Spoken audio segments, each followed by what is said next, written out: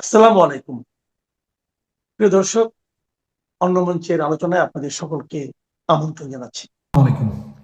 এই মুহূর্তে আমাকে যারা দেখছেন বা যারা পরবর্তীতে দেখবেন এবং শুনবেন তাদের সকলকে আমার আন্তরিক শুভেচ্ছা এবং কৃতজ্ঞতা রইল।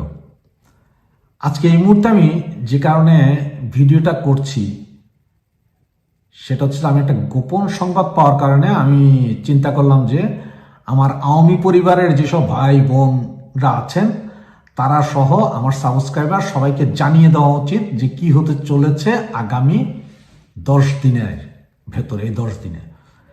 সুতরাং আমি আসলে এই মুহূর্তে হাতে নিয়ে জাস্ট মোবাইলটাকে হাতে নিয়ে আপনাদের জন্য ভিডিও রেকর্ডিং করছি। সুতরাং এতে সাউন্ড সমস্যা বা আপনার ছবি নড়চড় হতে পারে, এটার জন্য আমি আন্তরিকভাবে দুঃখিত।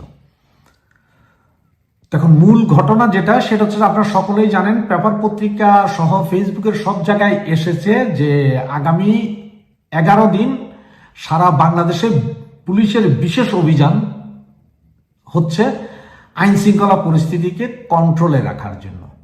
কিন্তু এর ভিতরে তারা যেই জিনিসটা আপনার সরকার আমাদেরকে বলেনি বা কোনো পত্রিকা, এই যে মিডিয়া, হারামজাদা মিডিয়াগুলা, তারাও আমাদেরকে বলেনি, সেখানে হচ্ছে যে নাম প্রকাশে অনিচ্ছুক স্বরাষ্ট্র মন্ত্রণালয়ের একজন জুনিয়র কর্মকর্তা, সে খুবই ছাপোষা টাইপের লোক, সে আমাকে একটা কাগজ পাঠিয়েছে, কিন্তু আমাকে বলেছে যে ভাই আপনি ওয়াদা করেন এই কাগজটাও আপনি কাউকে দেবেন না, কোথাও পোস্ট করবেন না, কিন্তু আপনি এটা আপনার মতন আপনি জানাইয়া দেন, আপনি তো লাইভ করেন, ফেসবুকে লেখেন, আপনি লিখে দেন।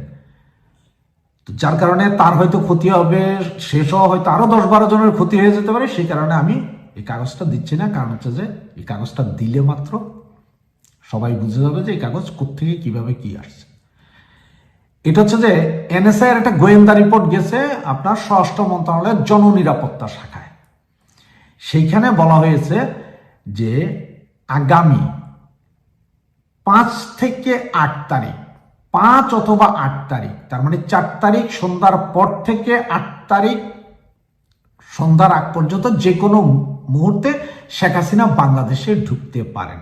যেটা আমার থিম বলেও লেখা আছে, আপনারা দেখছেন হয়তো, যে শেখ হাসিনা কি আসছে, গোয়েন্দা তো রিপোর্ট।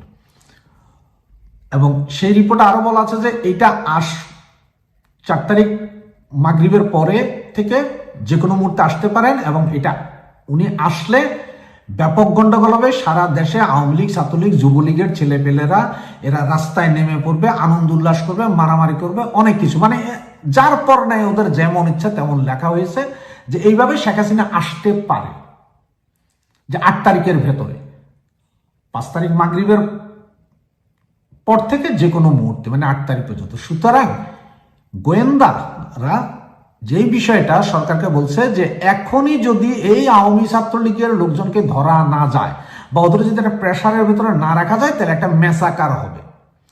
এবং গোয়েন্দাদের এই রিপোর্টকে সমর্থন করেছেন পাকিস্তানের গোয়েন্দা সংস্থা এবং আমেরিকার সিআইএ এর গোয়েন্দা সংস্থা। ওরা এই রিপোর্টটাকে অনেকটাই সমর্থন করেছেন।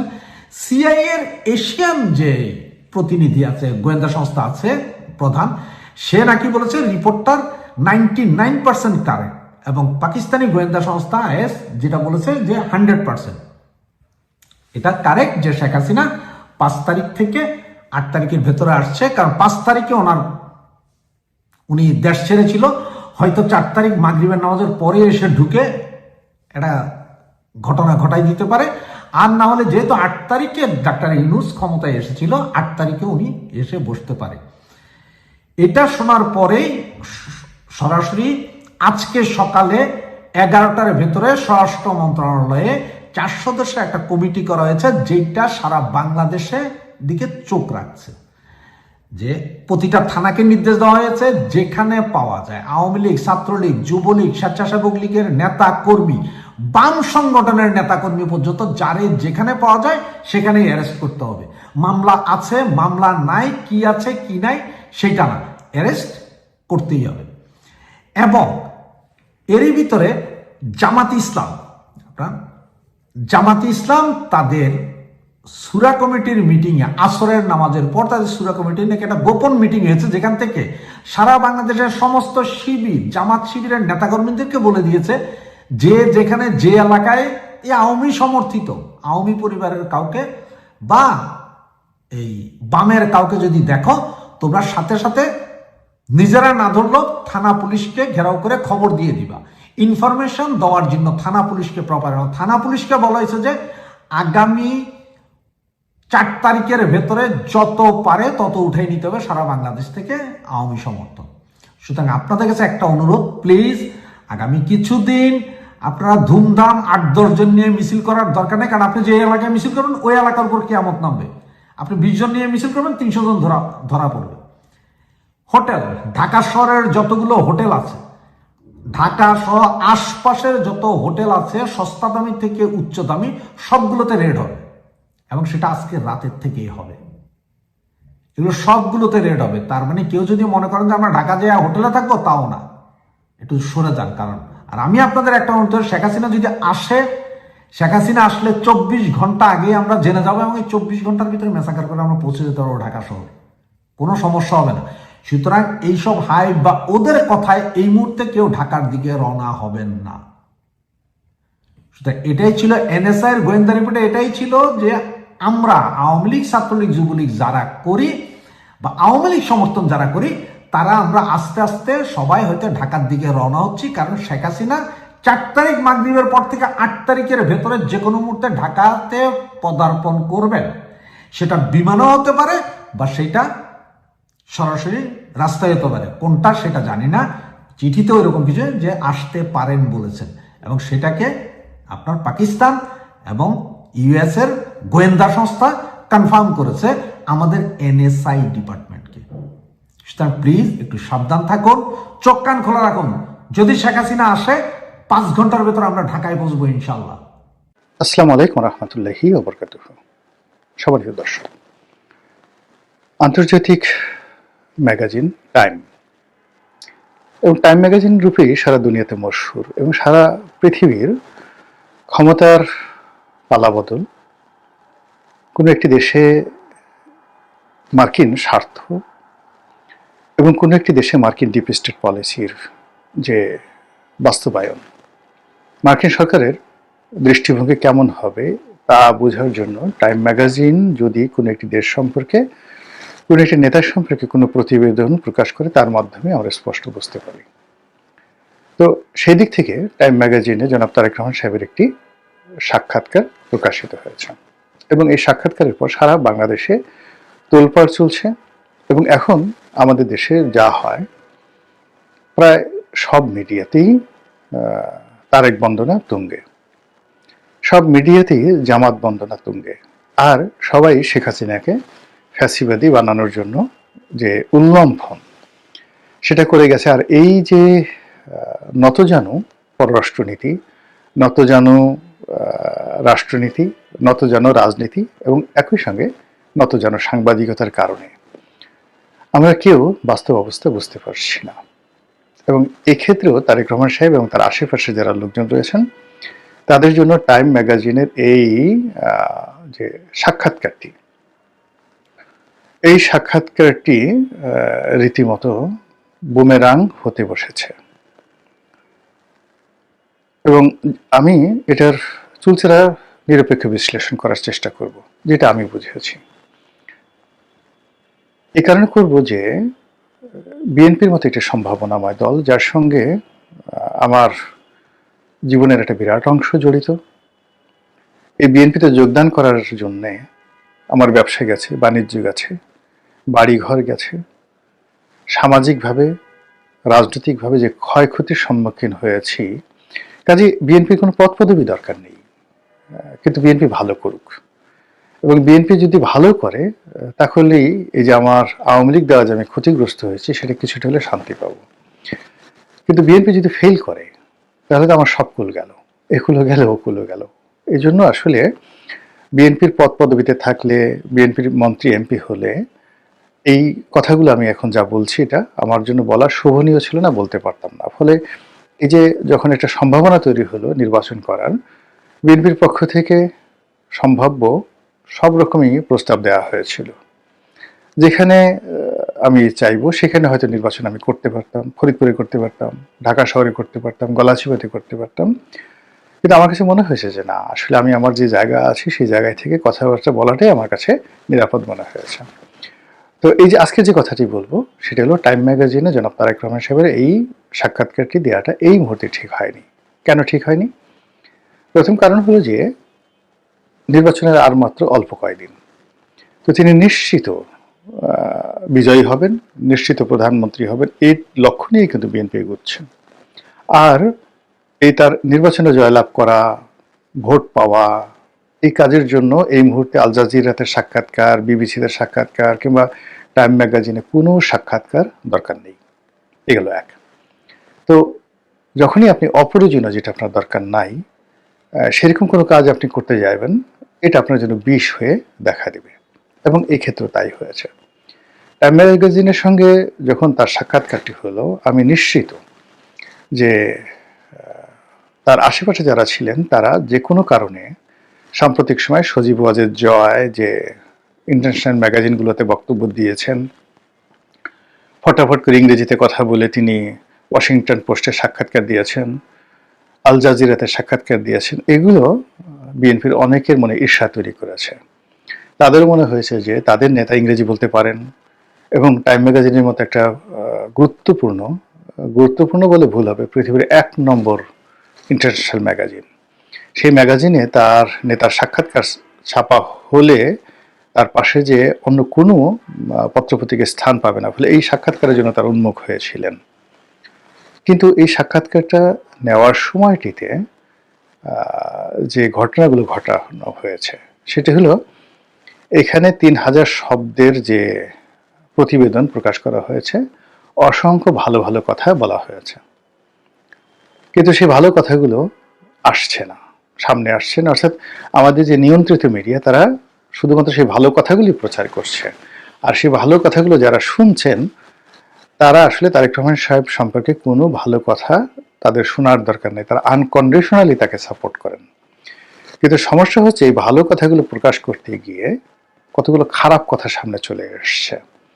এখন সেই খারাপ কথাগুলো কিন্তু বাংলাদেশের বহু লোক আড়ালে আবডালে বলেন, বা মঞ্চে যারা সাহসী তারা মঞ্চে বলেন। কিন্তু টাইম ম্যাগাজিন যখন এই কথাগুলো বলল, বাংলাদেশের সকল মানুষ একত্রে বসে 18 কোটি মানুষ যদি সমস্বরে খাম্বা তারেক, খাম্বা তারেক, খাম্বা তারেক এইভাবে মানে 100 বছর আপনার শুধু স্লোগান তুলে, এটা জনাব তারেক রহমান সাহেবের জন্য যতটা না বিরক্তিকর, ক্ষতিকর, তার চাইতে এই যে টাইম ম্যাগাজিনে শুধুমাত্র একটা শব্দ লিখে দিয়েছে, খাম্বা তারেক, এটা দুনিয়াব্যাপী একটা রেকর্ড তৈরি হয়ে গেল। দ্বিতীয়ত হলো, এখানে অসাধারণ একটি শব্দ ব্যবহার করা হয়েছে, খুবই, যাকে বলে, আমি আবার একটু দেখে নেই যেটা সুবিধা হবে। সেটা হলো ইংরেজি যে শব্দটা যেটা ব্যবহার করছে, সেটা সরে গেল। তো খুবই মানে বাইবেলিক একটা শব্দ, বাইবেলিক একটা শব্দ প্রো দিয়ে আর কি, মানে শব্দটা যেহেতু সচরাচর ব্যবহৃত হয় না, আমি ফোনে সেটা রেখেছিলাম, বাট আমি যেহেতু এখন রেকর্ড করছি সেটা আমার মনে আসছে না, কিন্তু আপনারা বুঝতে পারবেন যে শব্দটা ব্যবহার করা হয়েছে, এই শব্দটি বাইবেলের একটি কাহিনীর প্রেক্ষিতে এই শব্দটি, যে ওই শব্দ দিয়ে একটা সন্তান ব্যবহার করা হয়েছে। তো তারেক রহমানের ক্ষেত্রে ব্যবহার করা হয়েছে যে তারেক রহমান ওইরকম একজন সন্তান। এখন সেই শব্দটার অর্থ কি ইংরেজিতে এবং বাইবেলিক শব্দ খুবই নেতিবাচক। মানে আপনি যদি একটা মানুষকে যত রকম বদনামি দিতে চান, আপনার যা মনে আসে, এই যত খারাপ শব্দ আছে, অর্থাৎ কাউকে যদি আপনি কুপুত্র বলতে চান, মানে যা কিছু বলতে চান, আমি কোনো কিছু বাদ রাখলাম না, আপনার মনে যা আসে এইভাবে 1000টি গালি আপনি দিয়ে দেন একজন মানুষ সম্পর্কে। সেই গালিগুলো একত্রে করার জন্য যে ইংরেজি যে শব্দটি, সেই শব্দটি ওটা। এখন ওই শব্দের সঙ্গে যে গল্প বাইবেলে, মানে ওই বাইবেল থেকে ওই শব্দটা নেওয়া হয়েছে, বাইবেলের যে গল্প, সেই গল্পটা এরকম: একজন পিতা এবং মাতার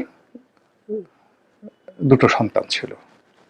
বড় সন্তানটি বড়ই বদমাইশ, এবং এত বদমাইশ যে মানে কুলাঙ্গার যাকে বলা হয়, এবং তার কারণে পিতৃগৃহে পিতার সংসারে রীতিমতো জাহান্নাম শুরু হয়ে গেছে। সে পিতার সহায় সম্পত্তি লুট করে, এরকম কাজকর্ম করে পিতার যে সম্মান সেটা হানি হয়।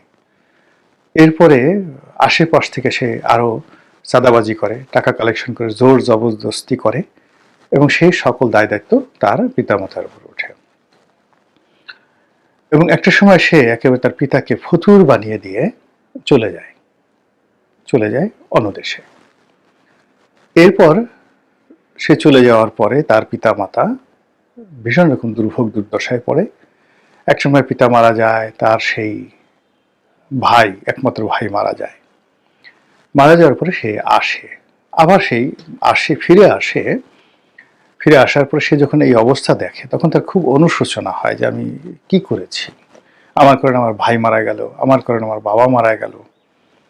তো এরপরে আর ওই কাহিনী ওখানেই শেষ।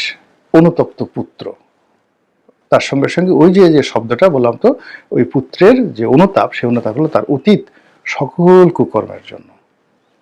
সেই শব্দটি এখানে টাইম ম্যাগাজিন ব্যবহার করেছে। এখন বাংলাদেশের পত্রপত্রিকা তো ওই যে ভাসুরের নাম মুখে আনা যাবে না, তারেক রহমান সাহেব সম্পর্কে এখন কোনো নেতিবাচক কথা বলা যাবে না, বা টাইম ম্যাগাজিন কেন এই শব্দটি ব্যবহার করলো তাকে আমাদের কোনো সাংবাদিকরা প্রশ্ন করতে পারবে না, ইত্যাদি অনেক কিছু।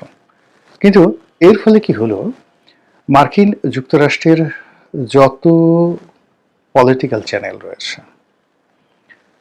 মার্কিন যুক্তরাষ্ট্রের যত মিলিটারি চ্যানেল রয়েছে, ফরেন অ্যাফেয়ার্স চ্যানেল রয়েছে, কূটনৈতিক চ্যানেল রয়েছে, ডিপ্লোম্যাটিক চ্যানেল রয়েছে, এবং ওখানে যে সিভিল সোসাইটি রয়েছে, প্রত্যেকটা জায়গাতে এই খাম্বা তারেকের সঙ্গে সঙ্গে এই যে বাইবেলিক যে শব্দটি, এই শব্দটি সেখানে যুক্ত হয়ে গেল।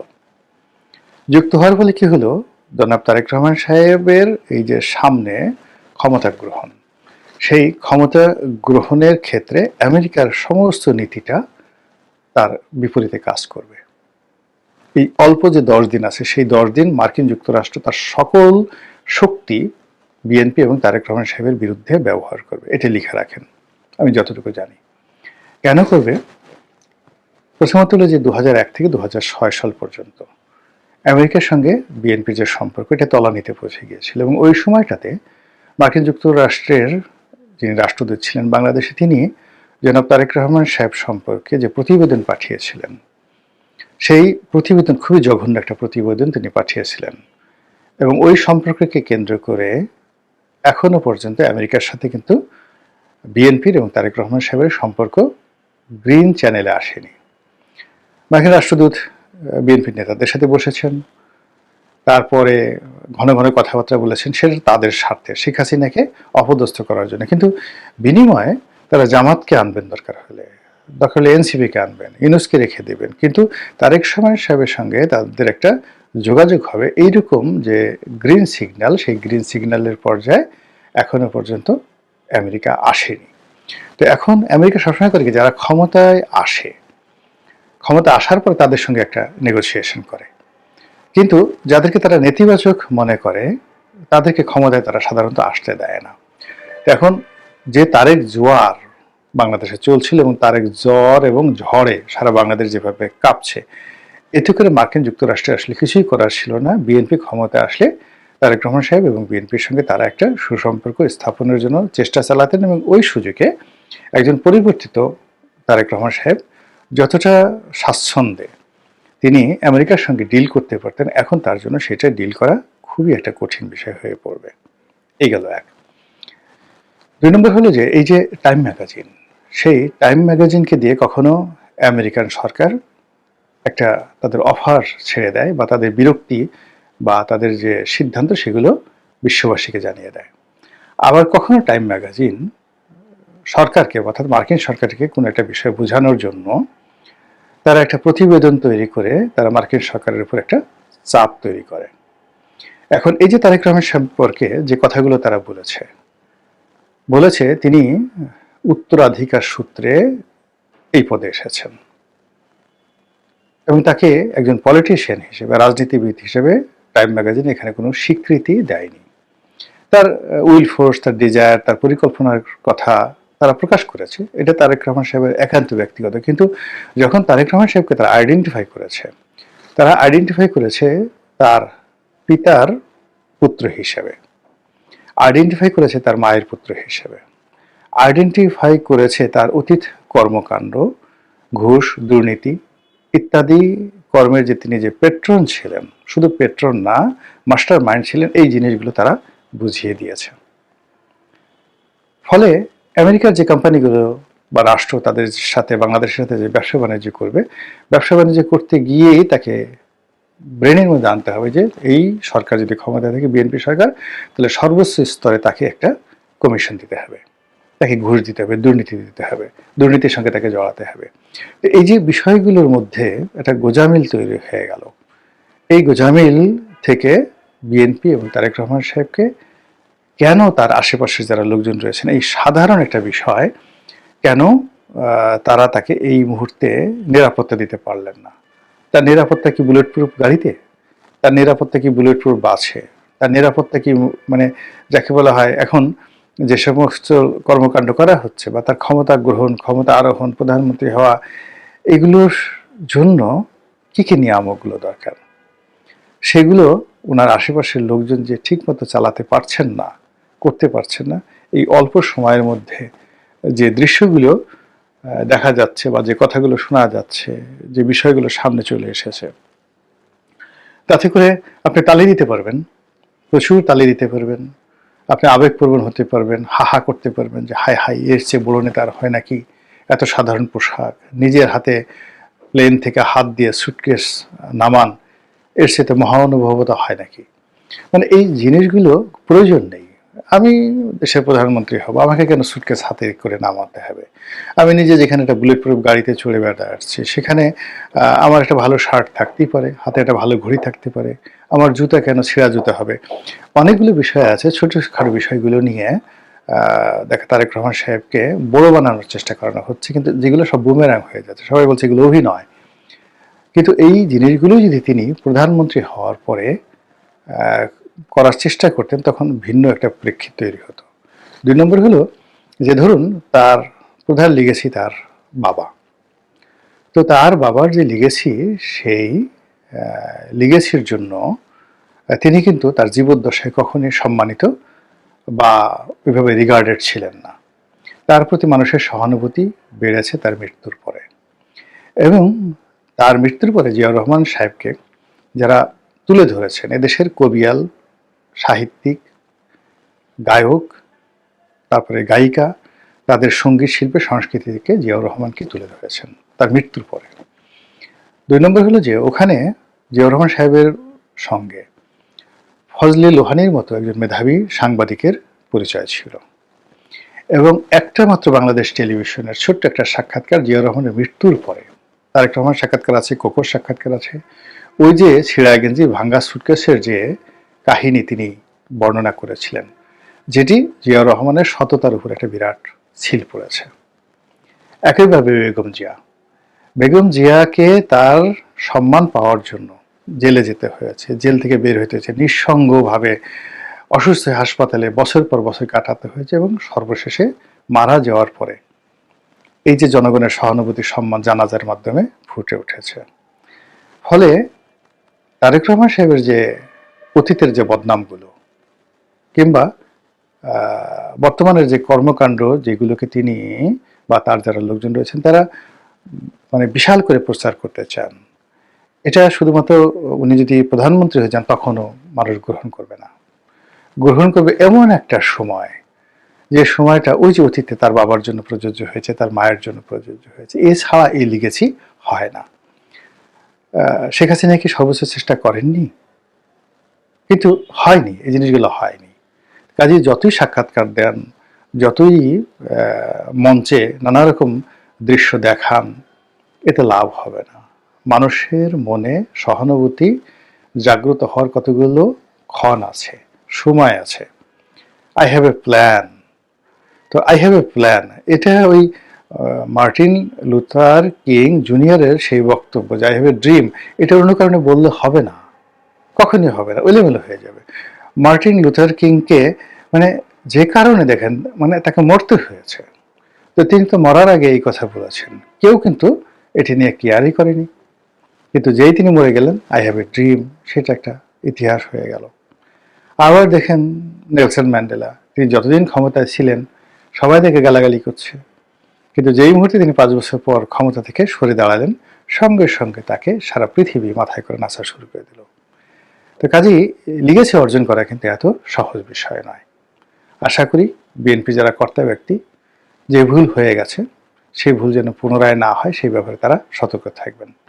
আসসালামু আলাইকুম রহমতুল্লাহি ওয়া বারাকাতুহু।